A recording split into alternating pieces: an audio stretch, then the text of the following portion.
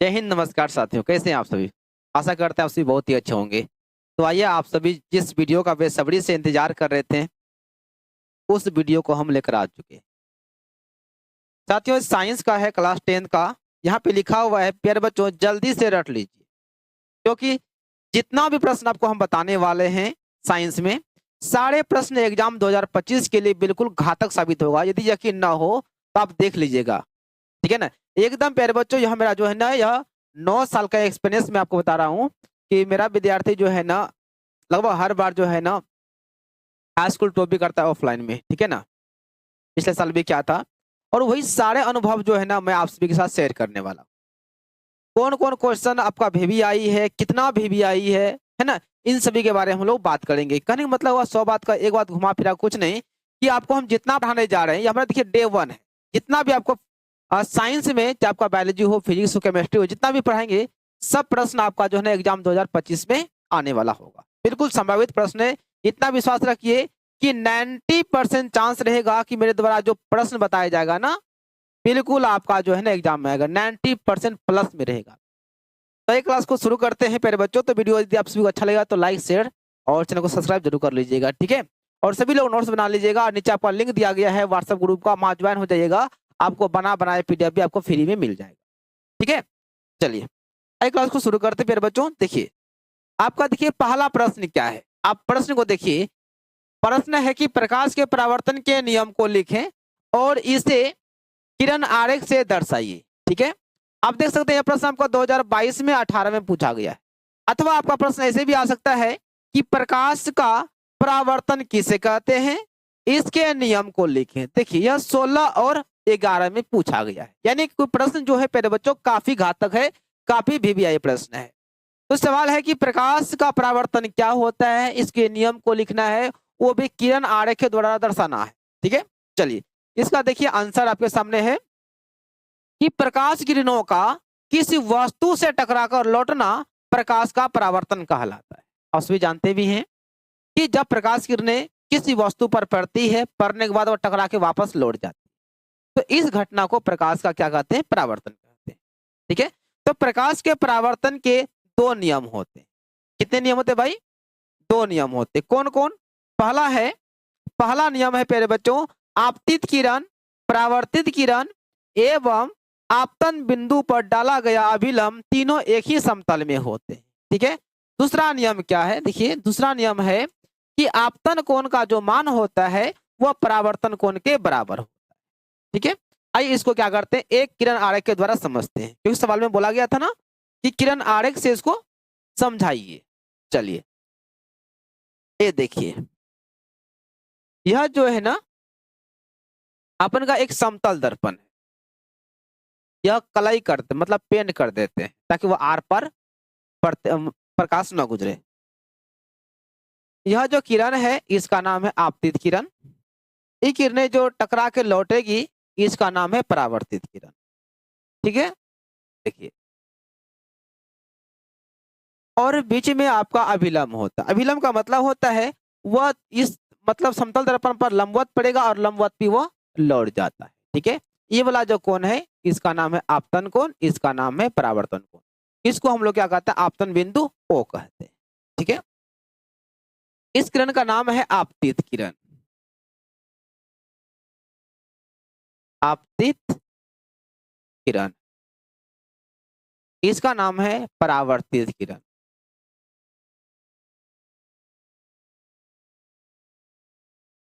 और यह आपका अभिलंब है। क्या है? अभिलंब।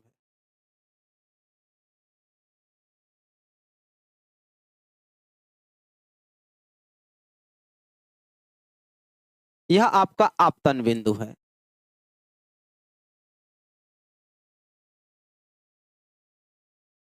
देखिए और प्रकाश के परावर्तन के नियम के अनुसार से आपका जो है प्यारे बच्चों आपतन कोण का जो मान होता है यानी आई जो है वह आर के बराबर होता है। ध्यान दीजिएगा, आपतन प्रकाश के परावर्तन के अकॉर्डिंग आपका आपतन कोण और परावर्तन कोण आपस में बराबर होता है। तो आप लोगों को समझ में आ गया। जब कोई प्रकाश किरणें किसी वस्तु पर पड़ती है और पड़ने के बाद वह लौट जाती है। यानी प्रकाश किरणों का किसी वस्तु से टकराकर वापस लौट जाना प्रकाश का परावर्तन कहलाता है। क्लियर है सबका? और प्रकाश के परावर्तन में क्या होते हैं? आपतन कोण का मान परावर्तन कोण के बराबर होते हैं। और प्रकाश के परावर्तन के दो नियम होते हैं। कौन कौन होते हैं? पहला देखिए, आपतित किरण, परावर्तित किरण एवं अभिलंब तीनों एक ही समतल पर स्थित होते हैं। ठीक है। दूसरा नियम क्या था कि आपतन कोण का मान परावर्तन कोण के क्या होते हैं? बराबर होते हैं। देख लीजिए यहाँ पे आपका है लिखा हुआ परिभाषा है। यहाँ देखिए प्रकाश के परावर्तन के दो नियम होते हैं। बात समझ में आ गया? सभी लोग जो है ना इसको उतार लीजिएगा, अच्छी तरह से इसको तैयारी कर लीजिएगा। ठीक है। चलिए अगला प्रश्न जो 2025 के लिए VBI प्रश्न है वो आपका है, अवतल दर्पण के दो उपयोगों को लिखें। अथवा प्रश्न ऐसे भी आपका आ सकता है कि अवतल दर्पण के उपयोग को लिखें। आप देख सकते हैं सवाल आपका 2022 में 2015 में पूछा जा चुका है। इसका मतलब हुआ कि आपका 2025 में आने का बहुत सारा संभावना है, बहुत संभावना है। मान लीजिए कि यह प्रश्न प्यारे बच्चों आप हमारे तरफ से इसको एकदम आराम से आप सभी एकदम एक्स्ट्रा में इसको MI लगा लीजिए। प्रश्न यहाँ आपका जो है ना एग्जाम में आपका आएगा, मोस्ट इंपोर्टेंट क्वेश्चन है यह MI। तो देखिए अवतल दर्पण का प्रयोग लिखना है तो आंसर है अवतल दर्पण के, है ना, अवतल दर्पण के निम्नलिखित प्रयोग हैं। पहला क्या है? इसका प्रयोग हम लोग जो है ना दाढ़ी बनाने में करते हैं। इसमें दाढ़ी यानी कि हजामत दर्पण में करते हैं, सेविंग करने में उसका इस्तेमाल किया जाता है। उसके बाद गाड़ी के जो हेडलाइट होते हैं, अगला जो हेडलाइट होता है उसमें भी आपका जो है ना अवतल दर्पण का इस्तेमाल किया जाता है। नेक्स्ट आते हैं, सर्च लाइट में अवतल दर्पण का इस्तेमाल किया जाता है। सर्च लाइट का मतलब होता है जो टॉर्च होता है ना, टॉर्च, उसको सर्च लाइट कहते हैं, उसमें भी उसका अवतल दर्पण का इस्तेमाल किया जाता है। नेक्स्ट बात करते हैं, डॉक्टरों के द्वारा, जो डॉक्टर वगैरह होते हैं जो रोगी के नाक कान दांत इस भी चेक करते हैं ना, उसमें भी वह जो उसका जो मशीन होता है ना उसमें भी वह क्या करता है? अवतल दर्पण का इस्तेमाल करता है। ठीक है ना। तो डॉक्टरों के द्वारा रोगियों के नाक कान दांत इत्यादि जांच करने में प्रयोग करता है। उसके बाद आपका एक सौर कुकर होता है ना, सौर कुकर में भी जो है ना आपका अवतल दर्पण का इस्तेमाल किया जाता है। और आपका जो सौर भट्टी होता है उसमें भी, और सौर प्लेट जो होता है आप देखोगे किसी किसी घर पे देखोगे सौर का जो सोलर का जो प्लेट होता है जिससे कि बैटरा जुड़ा रहता है, बैटरा चार्ज होता है, वो भी आपका उसमें क्या होता है? आपका उस प्लेट में जो आपका दर्पण जो होता है ना आपका अवतल दर्पण होता है। तो बात समझ में आ गया? तो आप सभी को इस क्वेश्चन को एकदम ध्यान से याद कर लेना है। ठीक है ना। 2025 के लिए बाबू बिल्कुल यह वीडियो बहुत ही इंपॉर्टेंट है। यकीन मानिए आप इसको नोट कर लीजिए, सभी जितना भी प्रश्न आपको बताएंगे ना नोट कर लीजिएगा। लगभग आप सभी को लगभग हम 200 प्रश्न प्लस में पढ़ाएंगे, लघु उत्तरीय प्रश्न पढ़ाएंगे, उससे बाहर नहीं आएगा। ठीक है ना। बिल्कुल आपको एकदम एग्जाम में सब विषय से ना, फिजिक्स केमिस्ट्री बायोलॉजी से तीनों से आपका ना लगभग 200 प्लस जो है ना आपका VBI क्वेश्चन पढ़ाएंगे, 2 अंक के प्रश्न। उसके बाद आपको 5 अंक के भी पढ़ाएंगे। उसके बाद आपका जो चित्र वगैरह होता है वह भी आपको पढ़ाएंगे। चलिए, यदि आप सभी को वीडियो अच्छा लग रहा है तो प्यारे साथियों आप सभी वीडियो को अपने दोस्तों तक जरूर शेयर कर दीजिएगा। ठीक है ना, ताकि उनका भी भला हो सके। सवाल आते हैं नेक्स्ट, क्या है? उत्तल लेंस के 2 उपयोग को बताइए। यह सवाल 2022 में पूछा। देखिए आपका यह सब प्रमाण है, प्रश्न पूछा हुआ प्रश्न है। और आप सभी जानते हैं कि बिहार बोर्ड बार बार क्वेश्चनों को रिपीट करती है ना। थोड़ा फोकस कीजिएगा सवाल पर। उत्तल लेंस का 2 उपयोग निम्नलिखित हैं। पहला क्या है?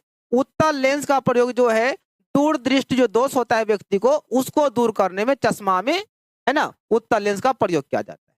उसके बाद जो है ना, जो देखिए आप देख रहे हैं ना, छोटे छोटे अक्षरों को देखने के लिए जो है ना, अनेक छपाई के छोटे छोटे अक्षरों को पढ़ने के लिए हम लोग चश्मा में क्या करते हैं? कोई उत्तल लेंस का ही इस्तेमाल करते हैं। क्लियर है सबका? चलिए नेक्स्ट आते हैं, सवाल आपका है 4, पानी में रखा सिक्का उठा हुआ दिखता है क्यों? यह भी क्वेश्चन 2021 में पूछा गया है।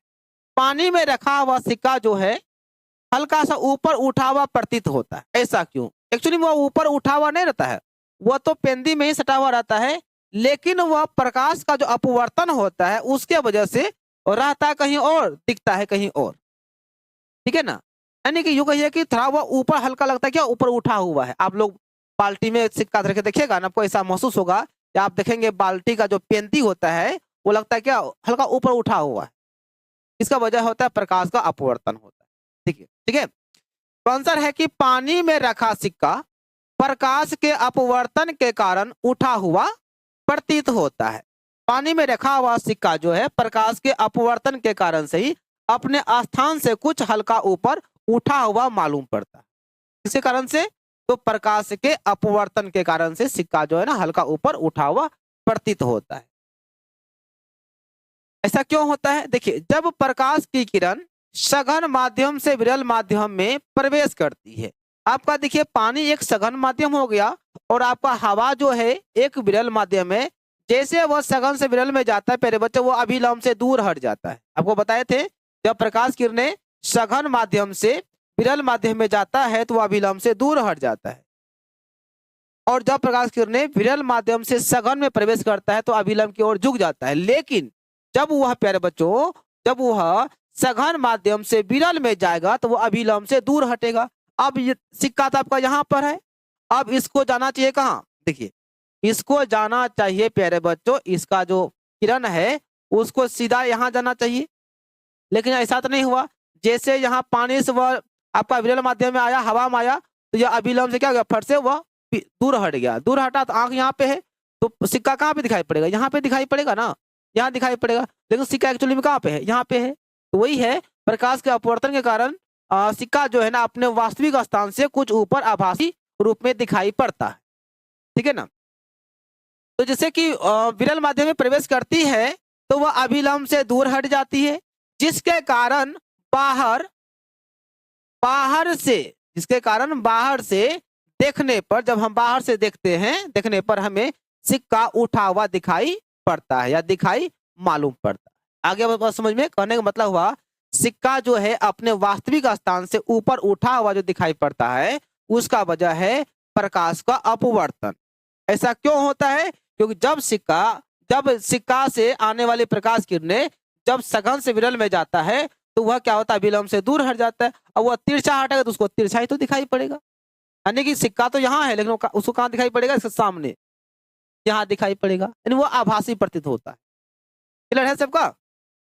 चलिए भैया, सवाल आते हैं नेक्स्ट। क्या सवाल है कि उत्तल लेंस को अभिसारी लेंस क्यों कहा जाता है? आप सभी को पता है कि उत्तल लेंस को अभिसारी लेंस कहते हैं, अवतल को अपसारी लेंस कहते हैं। ठीक है ना? ऐसा क्यों कहते हैं मेरे बच्चों? उत्तल लेंस को अभिसारी लेंस क्यों कहते हैं उसका वजह देखिए। ये देखिए आपका ना उत्तल लेंस है,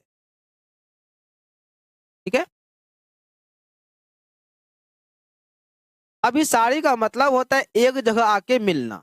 ये देखिए, ये रहा आपका।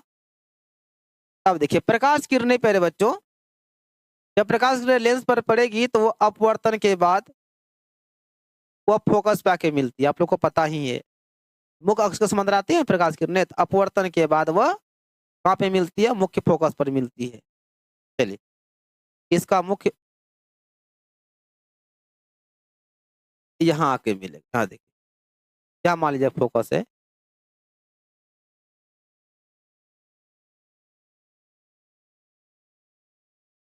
तब यहाँ के एक ही जगह आके वह मिलेगा। देखिए, इसी गुण के कारण है ना, उत्तल लेंस के इसी गुण के कारण से उत्तल लेंस को हम लोग क्या बोलते हैं? अभिसारी लेंस भी कहते हैं।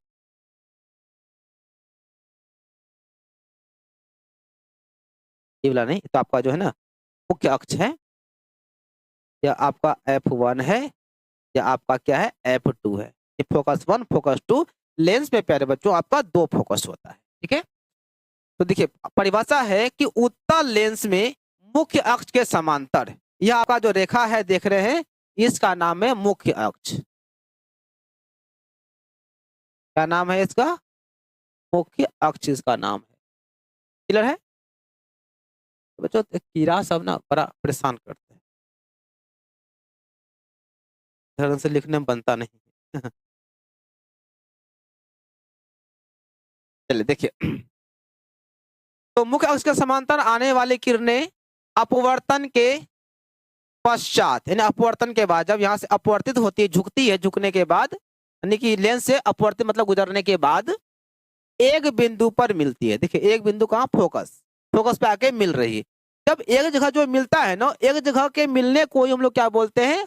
अभिसारी कहते हैं, यानी किसी बिंदु का एक जगह मिलना अभिसारी कहलाता है, ठीक है ना। अर्थात उत्तल लेंस, है ना, उत्तल लेंस जो है समांतर किरणों को, यानी यह उत्तल लेंस जो है आने वाले समांतर किरणों को अभिसरित करता है। अभिसरित का मतलब हुआ एक बिंदु पर मिलता है, तो इसी गुण के कारण उत्तल लेंस को अभिसारी लेंस, अभिसारी लेंस, है ना, अभिसारी लेंस कहते हैं। बात समझ में आया?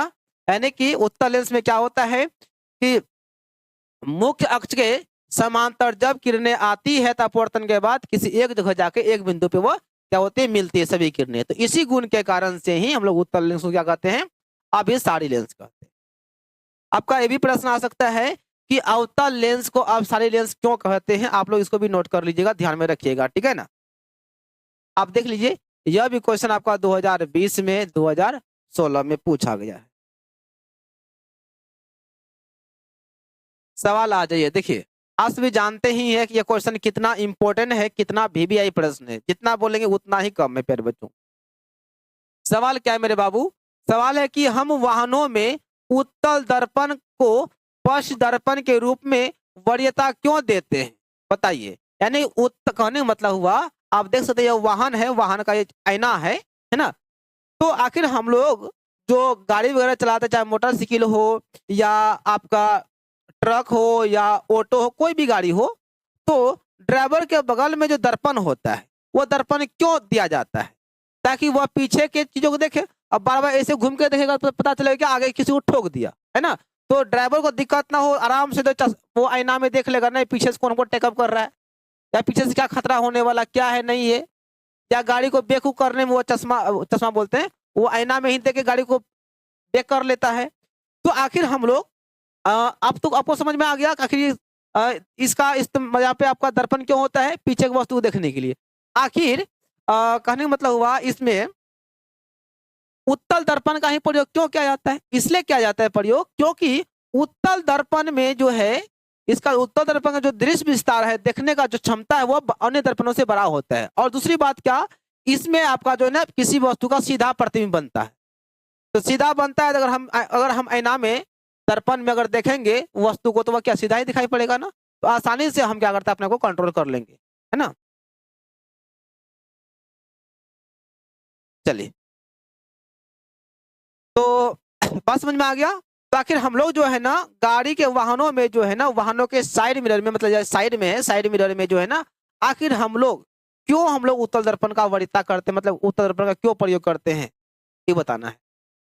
आंसर है कि उत्तल दर्पण को पश्च दर्पण के रूप में इसलिए वरीयता देते हैं, इसलिए उसको बढ़ावा देते हैं या इसलिए उसका प्रयोग करते हैं क्योंकि क्योंकि उत्तल दर्पण सदैव वस्तु का सीधा प्रतिबिंब बनाते हैं। सीधा बनाएगा, सीधा बनाता है तभी तो हम आसानी से देख लेते हैं, ऐसे हुर्र हुर्र एकदम असीम जा रहे हैं, देख लेते हैं पीछे से क्या आ रहा है ना।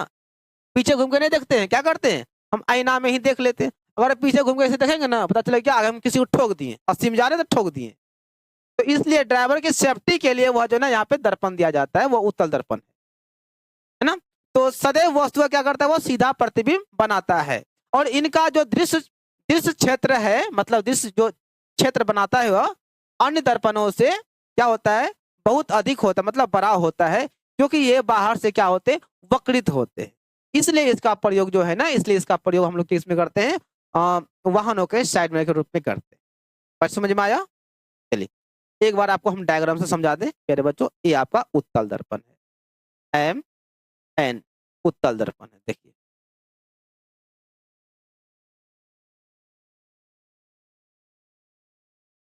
है ना, उत्तल दर्पण है आपका। देखिए इसका जो दृश्य विस्तार है क्या, देखिए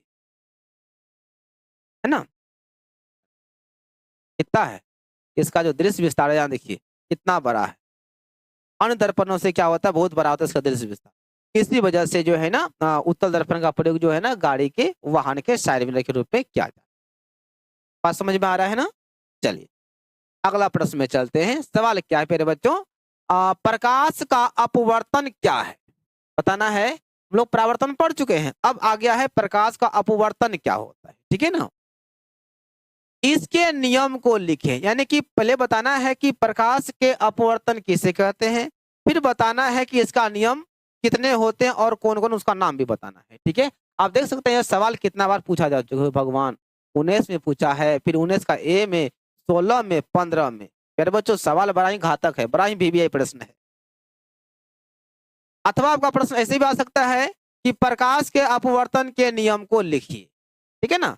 चलिए आंसर है, जब प्रकाश की किरण एक माध्यम से दूसरे माध्यम में प्रवेश करती है। प्रकाश की किरणें जब एक माध्यम से दूसरे माध्यम में क्या करती है, प्रवेश करती है, यानी कि विरल से सघन में आती है, सघन से विरल में जाती है। ठीक है ना। तो वह अपने पथ से विचलित हो जाती है।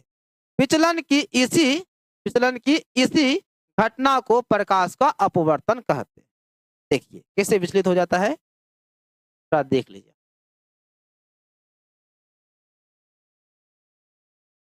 ये आपका जो है ना, कोई जो है ना कांच का जो है ना स्लेब है, पट्टी है। ये आपका जो ना विरल माध्यम है, विरल माध्यम है, और ई वाला जो है आपका सघन माध्यम। फिर इससे बाहर आएगा तो फिर यह आपका हो जाएगा विरल माध्यम हो जाएगा। ठीक है। अब देखिए, जब प्रकाश किरणें विरल माध्यम से सघन में आती है, यह आपका अभिलंब होता है। ठीक है ना। जब वह विरल से सघन में आएगा तो पता है क्या होता है मेरे बच्चों, आप लोग जानते ही हैं कि यह जो है ना अभिलंब की ओर झुक जाती है। यहाँ देखिए हल्का झुक गया ना, देखिए हल्का झुक गया, और पुनः जब वह विरल सघन से जब विरल में जाएगा तो वह अभिलंब से दूर हट जाएगा। यानी कि मेरे बच्चों आपका ना ऐसे हो जाएगा, ऐसे हो जाएगा। देखिए है ना, यह अभिलंब से थोड़ा दूर हट गया है, या अभिलंब को और झुक गया है।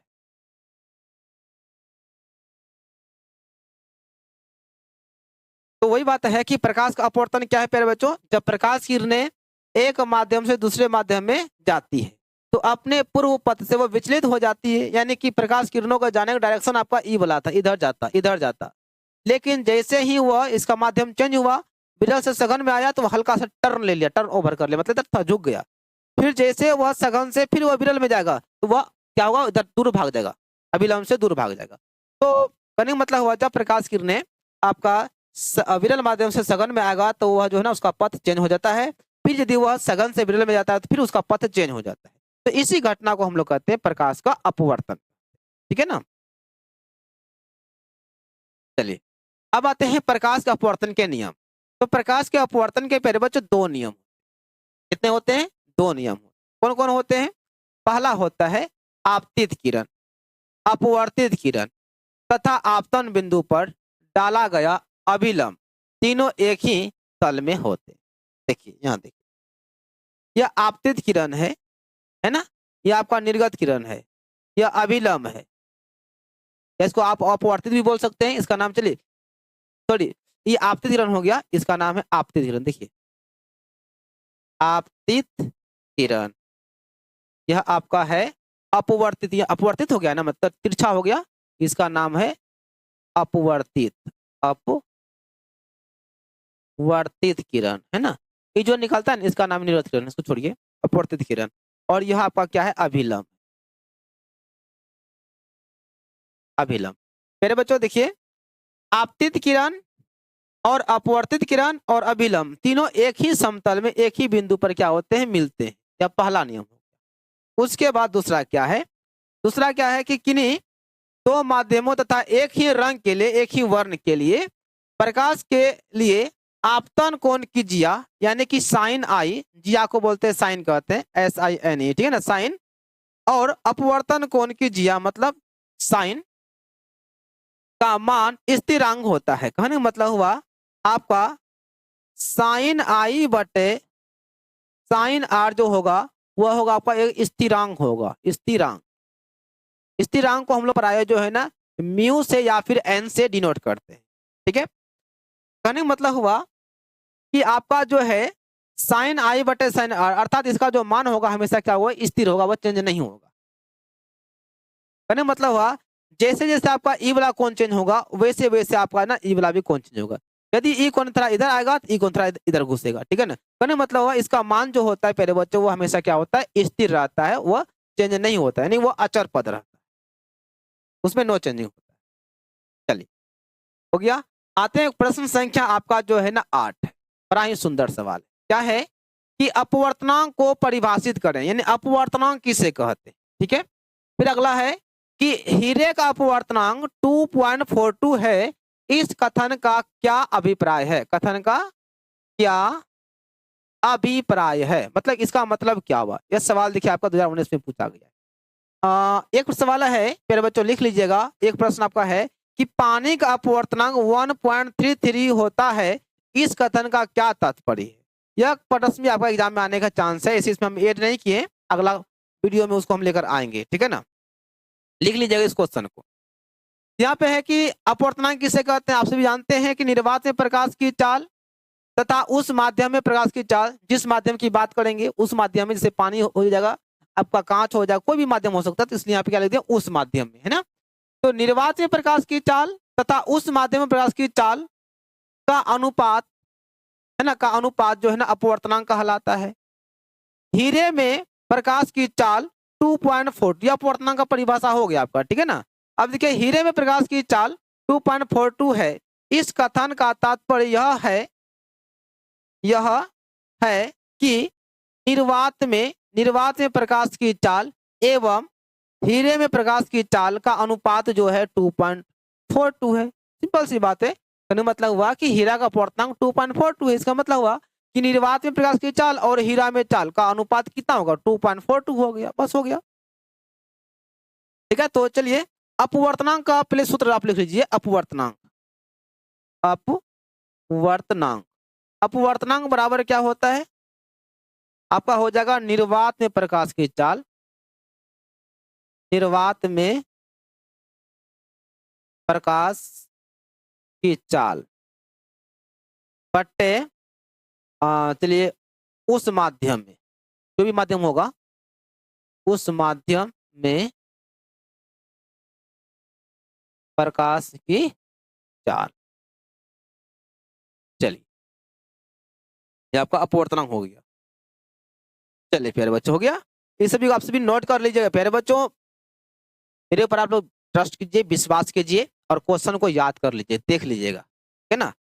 आपके लिए बड़ा ही जो है ना इंपॉर्टेंट वीडियो है, बड़ा ही मेहनत से ये सब वीडियो बनाया जाता है प्यारे बच्चों, ठीक है ना।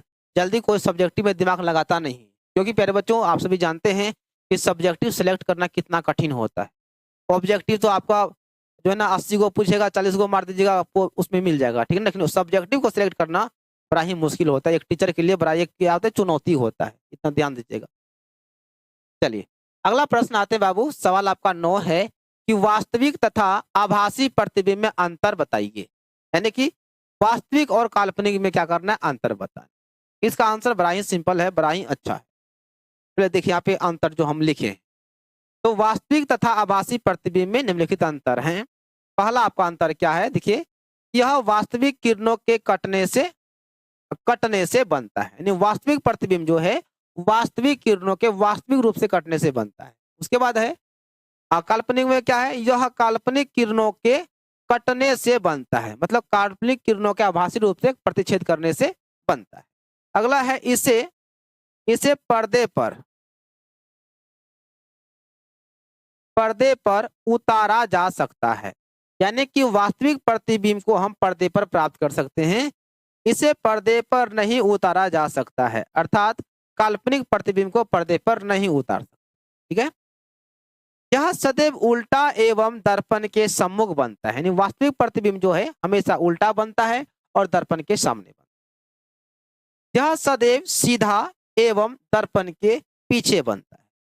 काल्पनिक प्रतिबिंब जो है वह हमेशा सीधा बनता है और काल्पनिक दर्पण के पीछे बनता है। ये आपका क्या था, डिफरेंस था, दोनों में अंतर था। चलिए और एक सवाल को देख लेते हैं। सवाल देखिए क्या है, एक लेंस में प्रकाश किरण किस प्रकार गमन करती है, एक आलेख के द्वारा व्यक्त करें। यानी बताना है कि एक लेंस में प्रकाश किरणें कैसे गमन करती है, किस प्रकार से किरणें, मतलब प्रकाश किरणें गमन करती है लेंस में, उसके बारे में बताना। चाहे आप यहाँ उत्तल लेंस भी ले सकते हैं या उत्तल लेंस भी ले सकते हैं, आपका मर्जी। अथवा प्रश्न ऐसे आ सकता है कि कोई वस्तु किसी उत्तल लेंस के प्रकाशीय केंद्र तथा फोकस के बीच रखी हो तो उसके लिए आरेख खींचे। अगला है कि सरल सूक्ष्मदर्शी क्या है, किरण आरेख के द्वारा इसको दर्शाइए। चलिए क्या करते हैं, एक हम उत्तल लेंस बना लेते हैं, है ना। ऐसे यहाँ पे बोला ही गया है नाम उत्तल लेंस।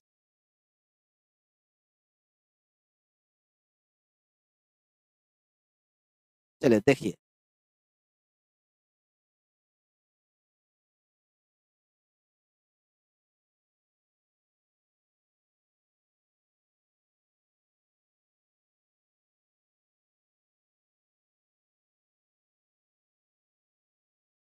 यह आपका है F1 फोकस 1, यह आपका है फोकस 2।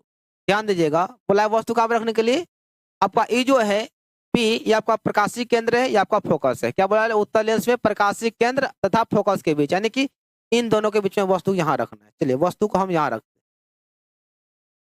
तो बताना है प्रतिबिंब कैसा बनेगा। O और A क्या है, कोई वस्तु है।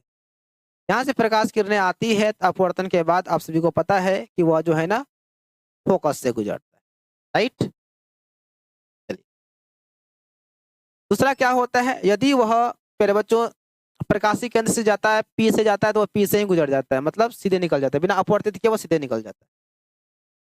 लेकिन यहाँ पीछे जो बढ़ाएंगे प्यारे बच्चों, पीछे कटेगा क्या, नहीं कट पाएगा। तो क्या करेंगे, इसको हम आगे बढ़ाएंगे। जब यह आगे बढ़ेगा तो आभासी चलेगा। चलिए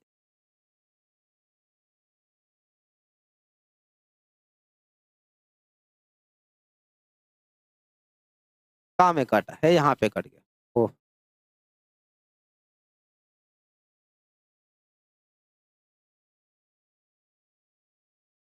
चलिए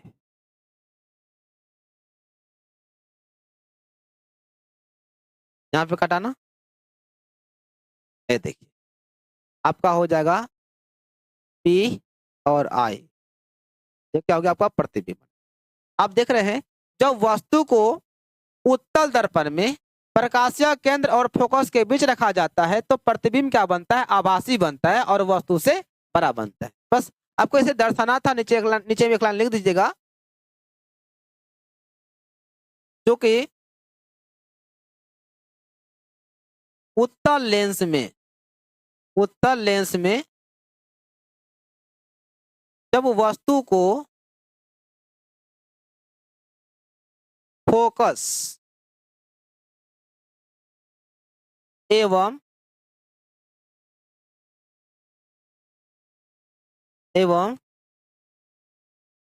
प्रकाशिक केंद्र के मध्य रखा जाता है तो प्रतिबिंब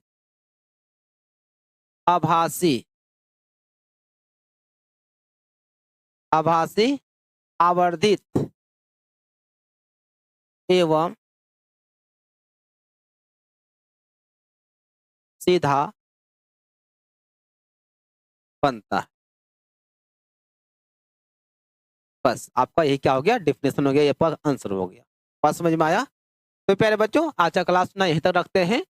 तो 10 क्वेश्चन आप लोग को हम बता दिए हैं और सारे के सारे प्रश्न भी आई है। इतना मान लीजिए कि 10 में आपका जरूर है कि 2 से 3 प्रश्न आपका एग्जाम में आ जाएगा। हम ये नहीं बोलते 10 में 10 होगा, लेकिन उम्मीद है कि 10 में 3 या 1 प्रश्न पक्का एग्जाम में आपका, है ना, आने के चांस है। 3 से यानी कि 1 या 2 या 3 आ सकता है या 1, लेकिन 1 निश्चित है आपका यहाँ से आएगा। कहीं ना कहीं आपको 2 भी आ सकता है। ये आपका 2 अंक का प्रश्न था प्यारे बच्चों, मैंने आपको 10 को करा दिया है। उम्मीद करते हैं कि आप सभी को बिल्कुल समझ में आ गया होगा और आप सभी यह सब चीज पहले से पढ़ रखे हैं। बस आपको यही जानना था, है ना, कि क्वेश्चन कौन कौन VVI क्वेश्चन है, ठीक है ना। बस इतना ही जानना था, मुझे पता है। तो चलिए आप लोग कमेंट में अपना राय जरूर दीजिएगा कि आप लोग को वीडियो कैसा लगा। यदि आप सभी को वीडियो अच्छा लगेगा तो आप लोग कमेंट कीजिएगा सर और सब विषय पर वीडियो लाइए और सब VVI सब्जेक्टिव बताइए, तो उस पर हम भी लेकर आएंगे। तो आप लोगों का कमेंट का हमें जो है ना, आप लोगों का कमेंट का हमें बेसब्री से इंतजार रहेगा कि आप सभी जो मतलब कमेंट में क्या लिखते हैं, ठीक है। तो देखिए आप परिभाषा आपका कुछ भी हो सकता है प्यारे बच्चों, है ना। इन क्वेश्चन को आप लोग देख लीजिएगा। परिभाषा जैसे आप ऑफलाइन में पढ़ते हैं आप उसका भी इस्तेमाल कर सकते हैं। ऐसा नहीं कि आप मेरा ही परिभाषा इस्तेमाल कीजिए, ऐसा कोई बात नहीं, ठीक है ना। आपको यदि मेरा परिभाषा अच्छा लगता है तो इसको फॉलो कीजिए। नहीं तो कोई दिक्कत नहीं है, लेकिन हाँ क्वेश्चन को आप सिलेक्ट कर लीजिएगा कि यही सब क्वेश्चन आपके लिए वीवीआई प्रश्न। ठीक है, चलिए जय हिंद सभी को, best of luck, bye bye, मिलेंगे हम लोग अगले वीडियो में। ठीक है, टेक केयर सभी लोग।